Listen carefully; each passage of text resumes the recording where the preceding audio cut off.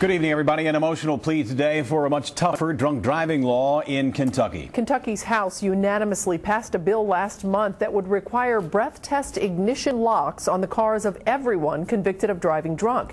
Now, despite its early momentum, House Bill 58 has stumbled to a sobering halt.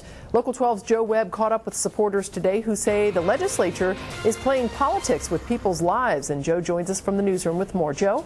Well, Cammie, this bill passed the Kentucky House 95-0 and is stalled out in a Senate committee that just won't bring it up for a vote. Now, today, some people with real-life experience with drunk drivers said this is simply wrong. And their message, nearly 200 Kentuckians die every year in drunk driving accidents, and doing nothing is bad policy. Today, Sherry Callahan-Girding looks like any number of other young moms you might run into at the grocery store or a kid's soccer game. But this is what she looked like on May 10th of 1995 when a drunk driver ran into her on Route 9, just a few feet from where she spoke today. She knows the effects of drinking and driving.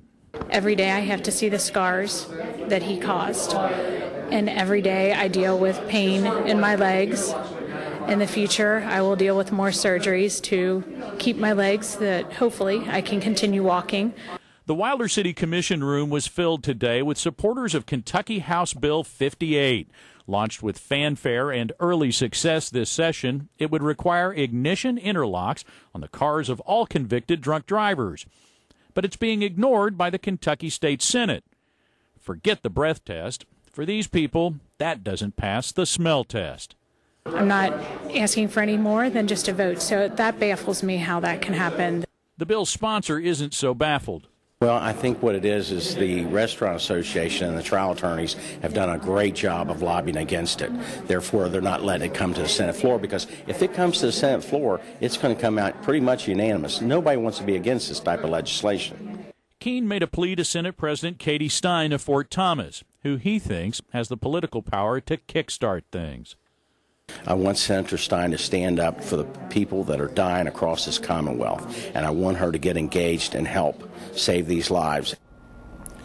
Now, a call to Senator Stein's office was referred to the senator who chairs the committee where the bill is stuck. Now, a spokeswoman for Senator Stein says she is focused right now on the Kentucky state budget. Now, Dennis Keene says the ignition interlocks have cut drunk driving deaths by 35% in New Mexico, which passed a mandatory law 4 years ago.